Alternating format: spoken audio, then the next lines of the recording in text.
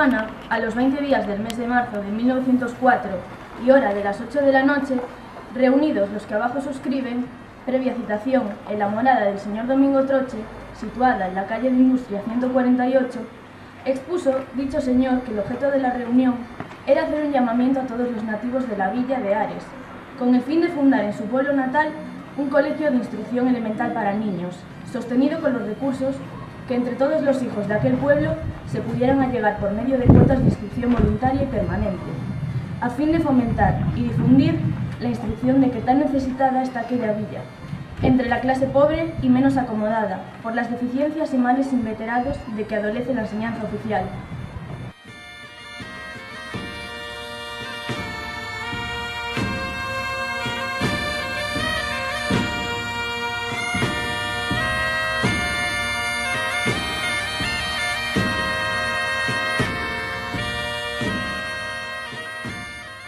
No xardín unha noite sentada, o reflexo do branco luar, unha nena chorando sin trégolas, os desdés dun rato galán.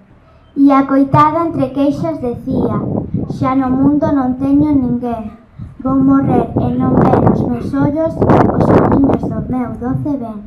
Os seus ecos de melancolía camiñaban nas alas do vento e o lamento repetía: vou morrer e non ven o meu ben. Lonxe dela de pé sobre a popa, dunha leve negreiro vapor, emigrado camiño de América, vai o pobre infeliz amador. E a mirar as xentís anturinas, cara a terra que deixa cruzar. Quen pudera dar voltas, pensaba, quen pudera convosco voar. Mais se sabes o buque fuxía, sin todos os amargos lamentos.